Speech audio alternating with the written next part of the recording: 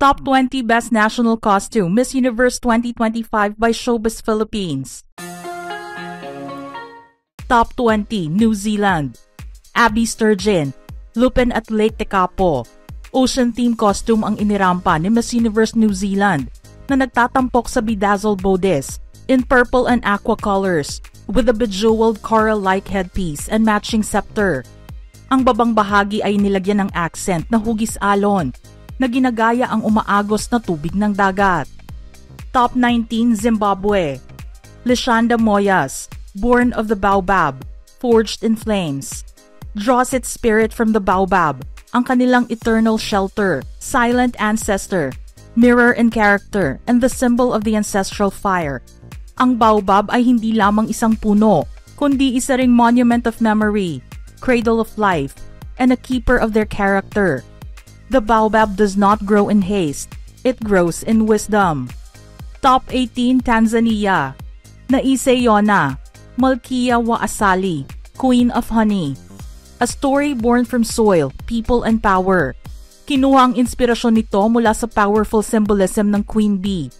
Isang maningning na sagisag ng leadership, unity, and purpose within the hive.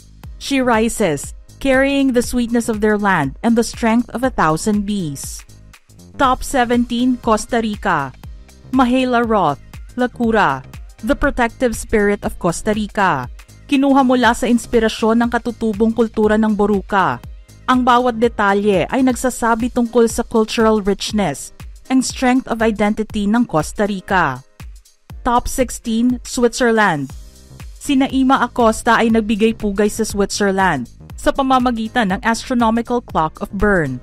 Isang obrang maestra na sumasagisag sa koneksyon sa pagitan ng sky and earth, time, constant evolution, and the unity of all people. Ang deep red ay nagpaparangal sa kanilang Swiss flag, habang ang mga gintong accent ay sumasalamin sa kayamanan, excellence, and timeless craftsmanship ng kanilang bansa. Top 15 Estonia. Si Brigitta Shabak ng Estonia ay namumukod-tangi sa kanyang costume na nagbibigay pugay sa kanilang pambansang hayop, ang lobo. Mukhang isang mythical warrior. Nakasuot siya ng armored bodice na pinalamutian ng gintong beadwork.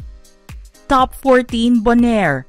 Radiant Heart and Soul of Bonaire Marine Park. Ipinagmamalaki ni Ruby Puche ang mayamang marine life ng kanyang bansa. Nagbibigay pugay at ipinapakita sa mundo ang wonderful and incredible marine ecosystem na nakatira sa magandang isla na ito. Ang kinatawan ng Bonaire da Vida has a marine goddess with an impressive creation and design of the server. Top 13 Mexico. Fatima Bosch, Xochiquetzal Precious Flower.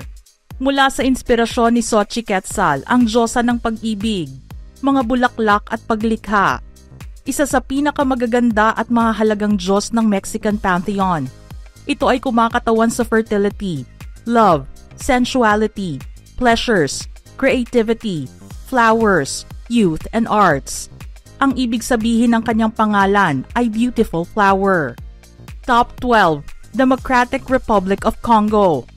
Dorcas Dienda, The Wings and Spirit of DR Congo, ay isang majestic tribute sa kagandahan, lakas at espiritual na kapangyarihan ng Democratic Republic of the Congo. Ang bawat elemento ay nagsasabi ng kwento ng isang bansang umaangat sa pamamagitan ng hope, courage, and pride. A symbol of faith, resilience, and unbreakable strength. Top 11 India. Manika Vishwakarma, The Birth of Enlightenment. Mula sa sagradong lupain ng Bodh Gaya, kung saan ang isang prinsipe ay naging Buddha, bumangon ang India. Manika embodies the moment kung saan ang liwanag ay nagtagumpay laban sa ilusyon, nang ang kapayapaan ay isinilang sa ilalim ng Bodhi tree. This is India, the land where enlightenment was born. Top 10 Venezuela. Stephanie Abasali, Los Roques, Where Corals Become a Crown.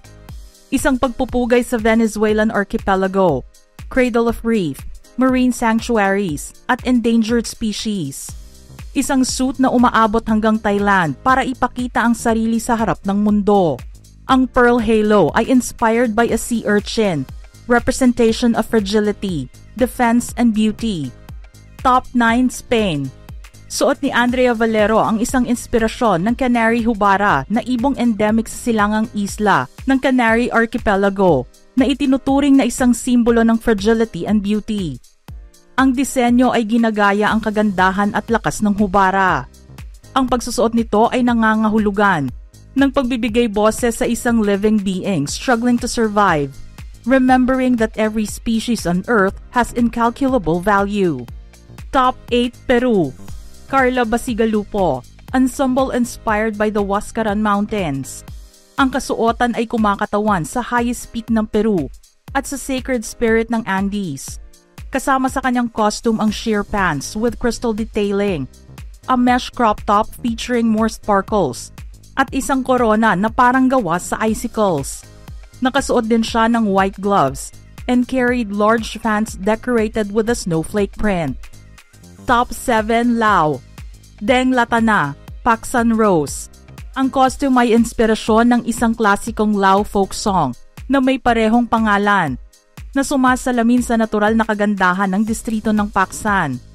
Ang disenyo ay naglalaman ng mapagmahal at umaasa na diwa ng mga tao mula sa rehiyon. Itinatampok nito ang isang makulay, detalyadong disenyo na naaayon sa mataas na antas ng pagkamalikhain at detalye. Top 6 Turks and Caicos. Berenice Dickinson, the Brown Pelican. Dala ang diwa at lakas ng kanilang mga isla. May inspirasyon ng majestic brown pelican, ang ipinagmamalaki nilang pambansang ibon. Pinaparangalan nito ang resilience, freedom, and the courage to rise after every tide ng mga taong nakatira sa isla. Ang mga tao ng Turks and Caicos ay humaharap sa buhay ng may pagkakaisa, pag-asa, at hindi natitinag na determinasyon. Top 5 Indonesia. Sanli Liu, Bali Yadnya, The Eternal Offering of Devotion. Ito ay inspirasyon ng pilosopiya ng Yadnya, isang taus-pusong gawa ng debosyon na nagpaparangal sa hindi nakikitang pagkakaisa sa pagitan ng humanity, nature, and the divine. Binibigyang buhay ng costume na ito ang gilas ng Balinese artistry. Sumasailalim sa sagradong biyaya at walang hanggang kagandahan ng mga babaeng Balinese. Serene, devoted, and strong in spirit. Top 4 Puerto Rico. Sashly Alicea Rivera, the Hummingbird of Puerto Rico. Inspirasyon ng majestic emerald hummingbird, ang iconic kolibri ng Puerto Rico. Ipinagdiriwang nito ang natural na kagandahan, katatagan, at lakas ng mga tao ng isla. Ang disenyo ay pinagsama ang pagkahilig ni Sashly sa ballet, sa masiglang enerhiya at kapangyarihan ng hummingbird, isang sagisag ng agility, determination, and perseverance. Top 3 Côte d'Ivoire. Olivia Yace, La Colombe d'Herbony, ay isang nakamamanghang pagpupugay sa mayamang pamana ng mga akan ng Côte d'Ivoire, simbolo ng kayamanan at royalty. Dala niya ang koronang hugis calabash na sumisimbolo sa pinagmumulan ng buhay at kasipagan. Ang Dove of Peace ay ikinakalat ang kanyang majestic, protective wings, advancing with confidence, generosity, and faith in a better world.